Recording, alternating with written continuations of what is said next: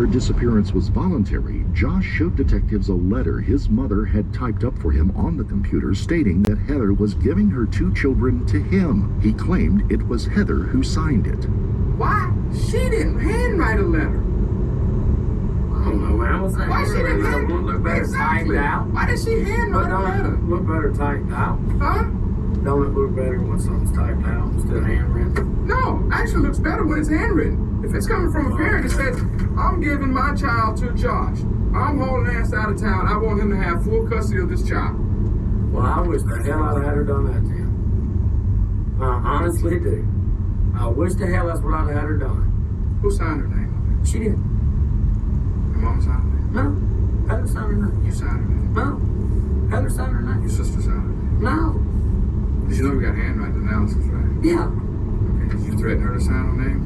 Man, come on now. This shit's not going too far. No, I did not. You wanted them kids. You didn't want her to have No, I'm going to be honest with you, man. You I'm didn't want her to have no. You didn't want her. She was sitting up there telling you, she was telling you, she was going, you weren't going to never see them No, kids. she was not. Mm-hmm. No, she was. Josh explained to the detectives that Heather believed there might be a warrant out for her arrest, so she wanted to skip town by herself until the heat died down. But everyone else who knew Heather insisted she would never abandon her children. Heather had taken off before to stay with family and friends in Mississippi, but she always brought her children with her. At first, Josh and Amelia vehemently denied any involvement in Heather's disappearance, but as law enforcement drilled down on their stories, the accounts provided by Josh and Amelia began to disintegrate. Amelia held out longer than Josh, but detectives picked apart her web of lies and started to suspect that she may have taken part in the murder. All these things, and what do you think that you are guilty of then?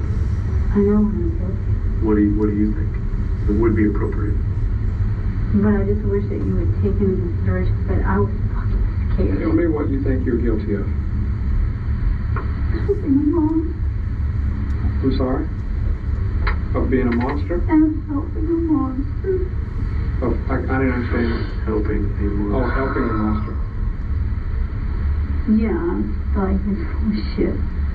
And then when you get and you see the look in someone's eyes, and you are terrified for yourself, because if he's doing that to her, what makes you think that's like... The terror is gone when he goes to jail.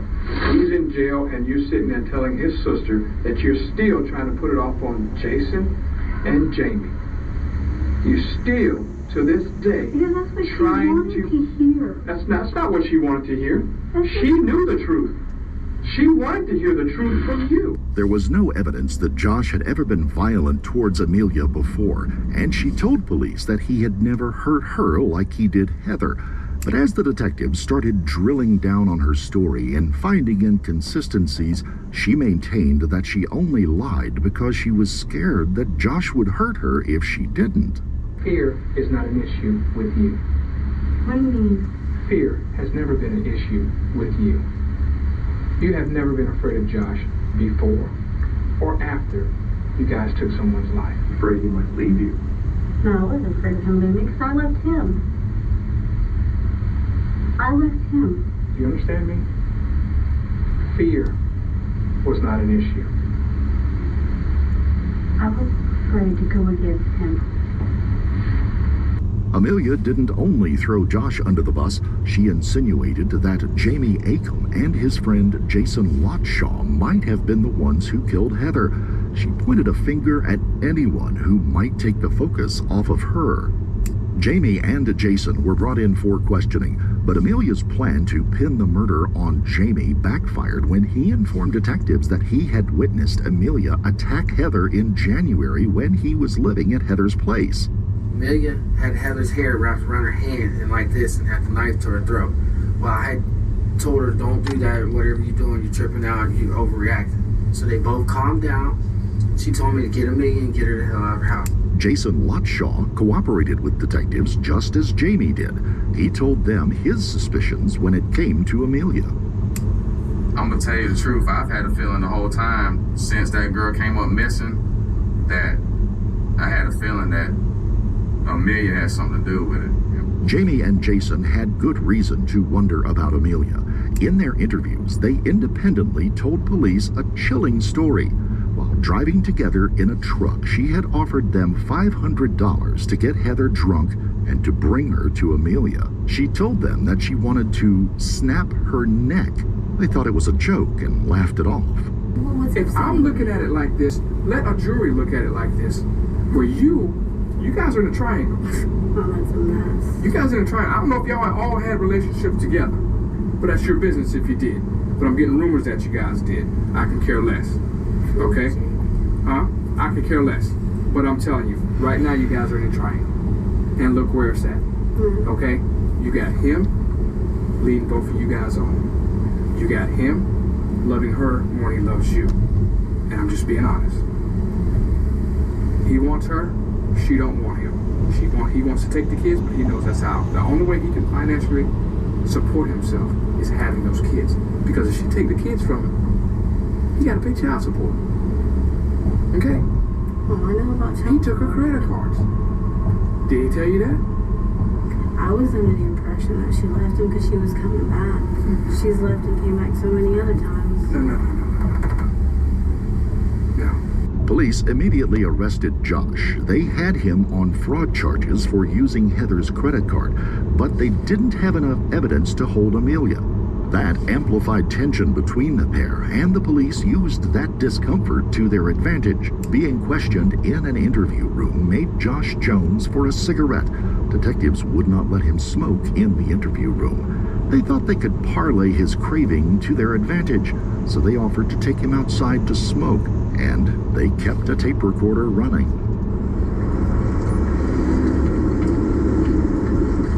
What did Amelia tell you?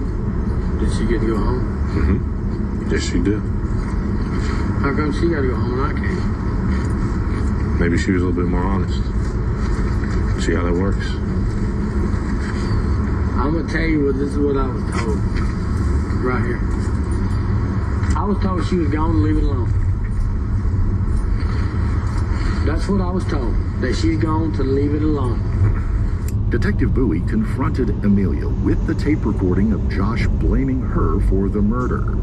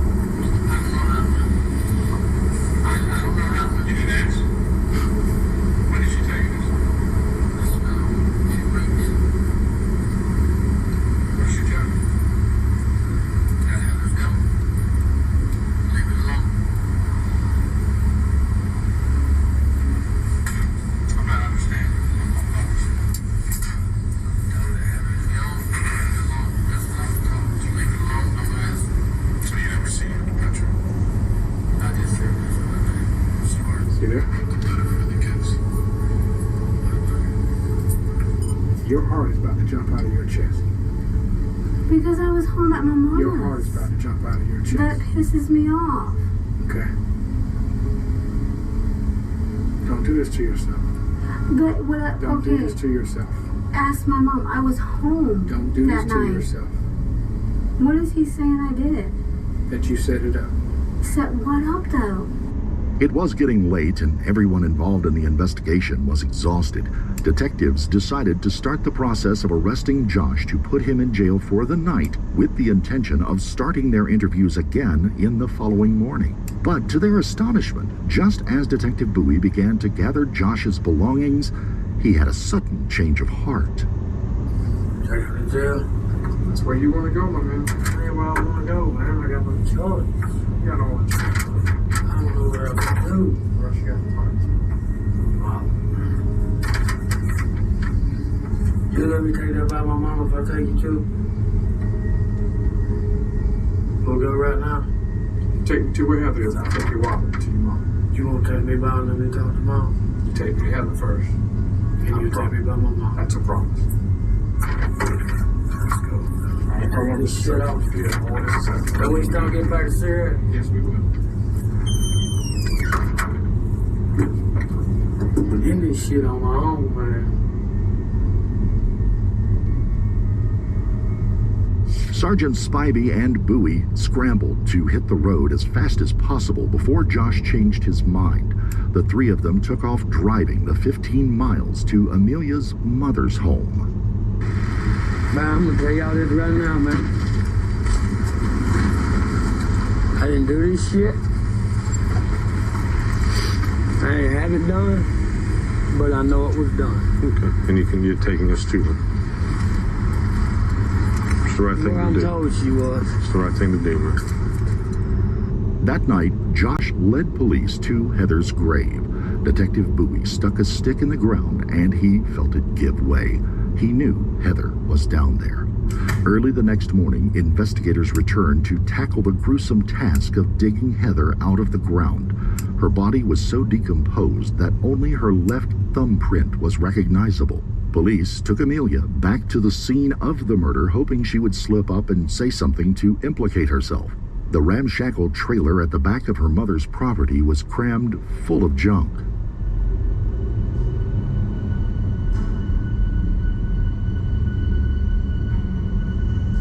I opened the door.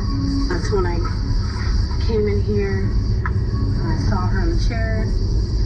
She was taped to it. I just kind of stopped for a minute. I didn't know what to think or what to do. And then I just went up to her and I was checking for pulse. Did we feel anything? I didn't feel anything. I just kind of looked at her. Started to cry. I didn't know what to do, what to think. I turned, I kind of started walking out. I saw her on the back step and I cried. On the fourth day of the investigation, Josh sent word from the jailhouse that he wanted to speak to the detectives again. It was Saturday, so they had to come into the police station in casual street clothes. Both detectives are skeptical because they're sick and tired of getting a runaround from Josh and Amelia. But this time, Josh was ready to talk. Being locked up in jail loosened his lips. I tell Heather that we're going over to Amelia's house. I hold the door open, Heather goes in, I come in behind her. And I like, Heather, listen, I want you to sit down so we can talk. And she's like, hell no, I'm out of here. And that's about the time Amelia walked my door, and that's when she really started getting loud. I tried to grab a hold to her, and she jerked loose of me, so I let her go. She started down the hall, and that's when Amelia hit her in the head with that flashlight. And that's when Heather came back. I called her. I set her up in that chair. And that's when Amelia got the duct tape. And she taped Heather around here and through that. And I taped the bottom of Heather's leg. And she put tape over Heather's mouth. We walked out the door so I could go home and get the kid.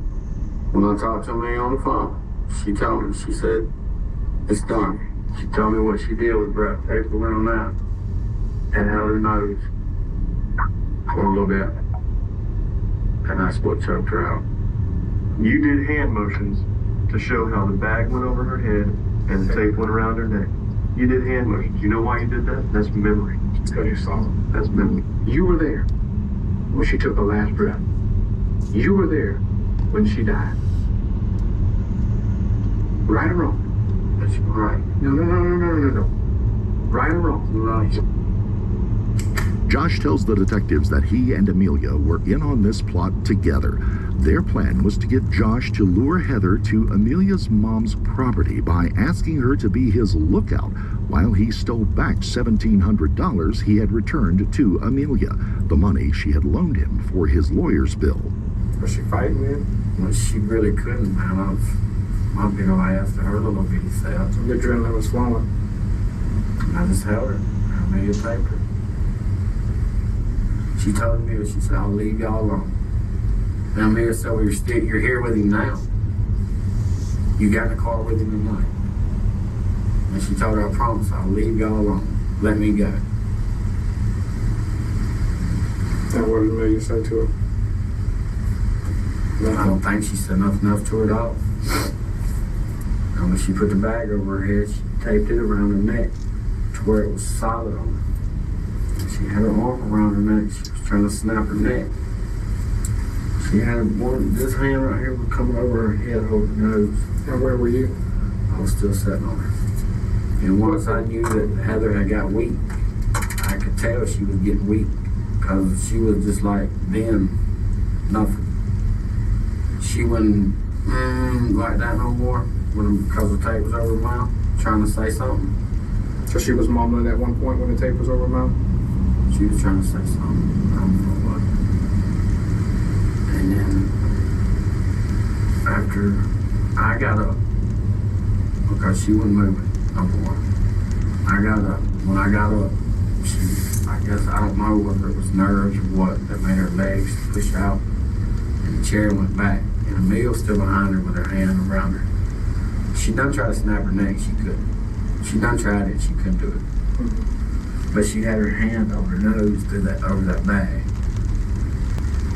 And I heard her make like a gurgling noise in her throat or something. And then after she died, you guys took the tape off of her. And I pulled her down to the floor. I pulled her hair back out of her face. See her eyes. Sorry about that.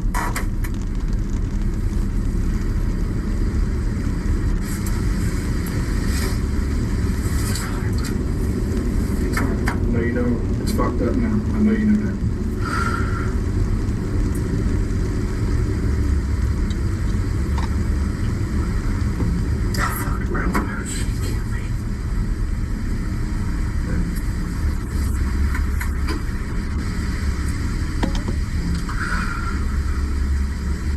Josh admitted that jealousy played a big part in his decision to kill Heather. But when I first got her sent to chair, I had asked for a couple of things. And that's really what got me. I went to jail on Tuesday. On the Friday, that Friday night, me and Jamie went over there. And I guess Jamie and Heather was drinking or whatever. I don't know. That's what Amelia told me.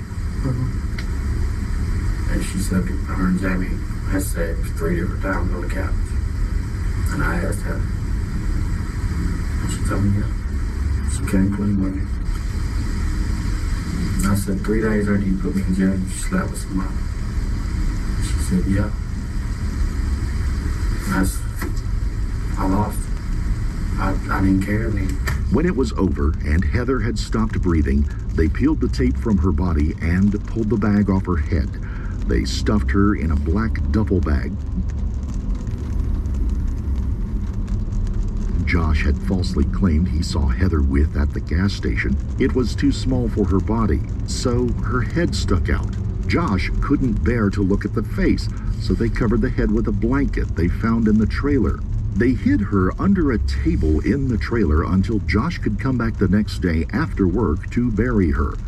He does a lot of digging in his job as a landscaper, so he dug the grave in just about 20 minutes. They found a board from the property and laid that over the body before covering her with dirt. They grabbed some things they found around the yard and piled them on top of the grave as well, springs from a mattress, an orange chair, and the remnants of a television. After his confession to police, Josh seemed relieved, like a weight had been lifted off him. He asked the detectives if he could call his mother. I need to talk to you, Mom. I want to talk to you.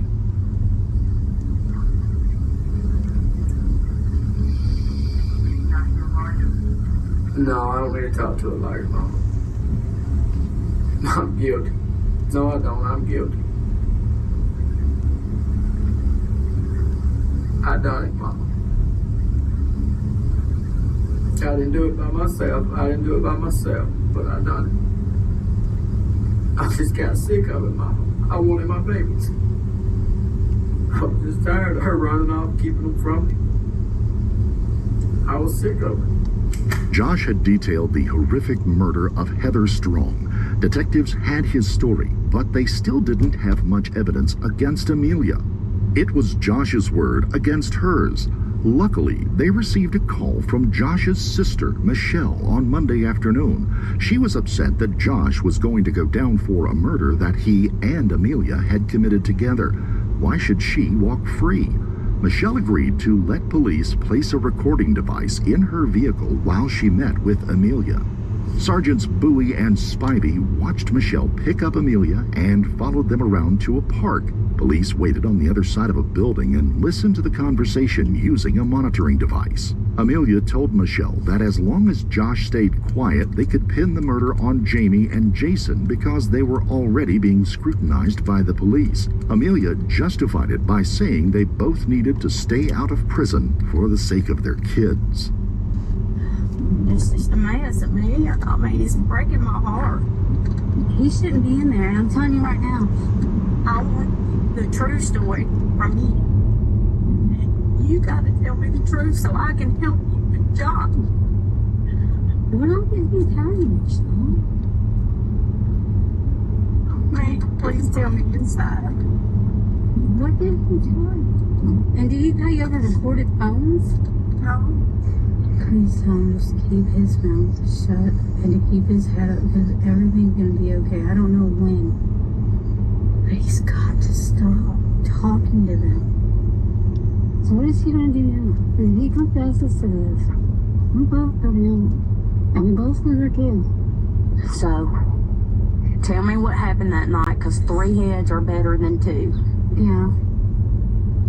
As hard as you think it is to give me details or that I can't handle it, it's what we're gonna have to do so that we can get stories straight. When I got out there, he was talking to her. She tried to run for the door and she knocked me down.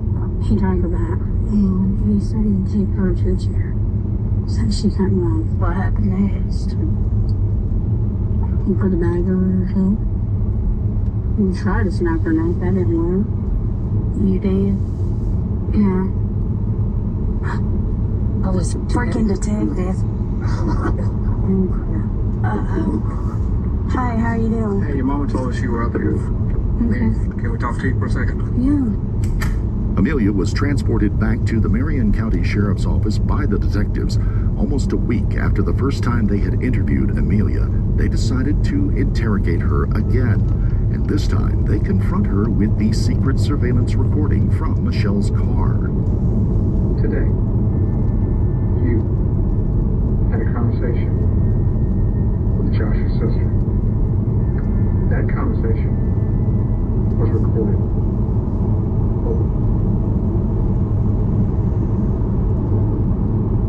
You, out of your own mouth, admitted to being there. You used some of the words that I just used. I waited in the house for a few minutes, just like I was told. There was a recorder in her car. There was a microphone in her car so we could listen to you. We didn't just stumble across that car sitting in the park. No. Okay? We heard everything. Now, let's go back to what I was just saying. You have shown no remorse. I'm not trying to be mean, but quite frankly, so far, you have shown that you're acting like a cold-hearted, hateful person who killed the mother of 2 children, okay? I don't cry. No, because you sit right here stone cold and stare in that man's face and lie to his face. After you told that girl today you tried to break her neck, and it didn't work.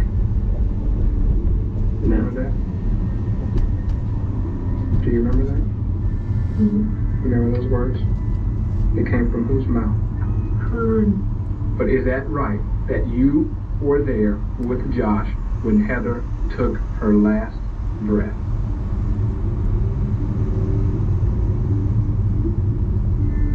I can't hear you. Yeah. Detectives had finally cracked Amelia's shell of denial. She admitted that she was there when Heather died. Now it was time to coax her into demonstrating exactly what part she had played. Show me where you were standing at. If I'm her sitting in this chair, show me where you were standing at.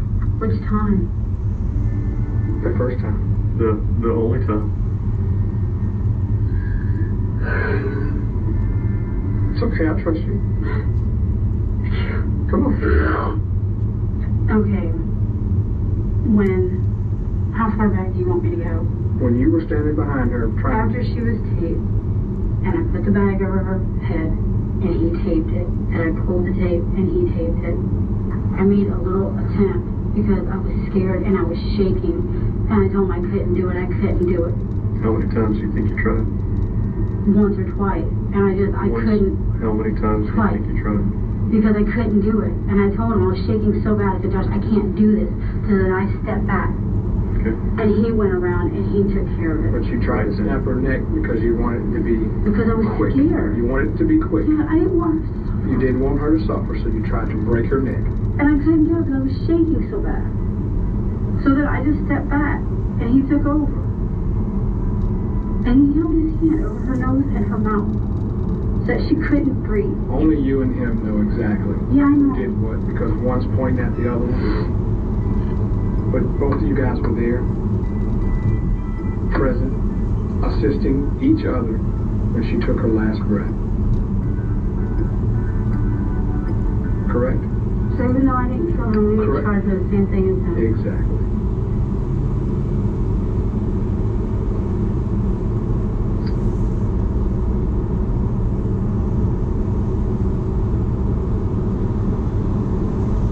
You don't think you deserve that? No, because I didn't kill him. I really didn't.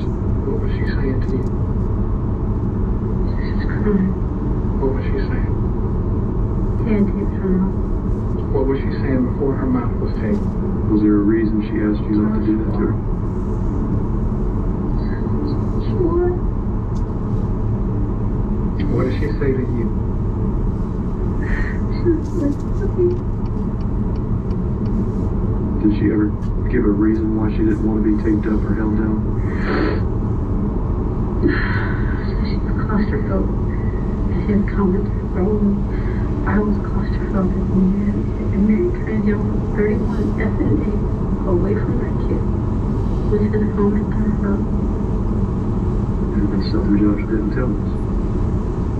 Josh and Amelia each had their own motivations for killing Heather Strong. Josh was sick of Heather leaving him, canoodling with other men and threatening to take away his children. And he was angry that her police complaint had landed him in jail, costing him money and his freedom. Amelia was about to give birth to Josh's baby, and although she denied it, detectives believed she was resentful that Josh preferred Heather over her. Both killers tried to assign the most horrific actions they inflicted on Heather to each other. But they were both acting in tandem, so in the eyes of the law, they are equally responsible for her death.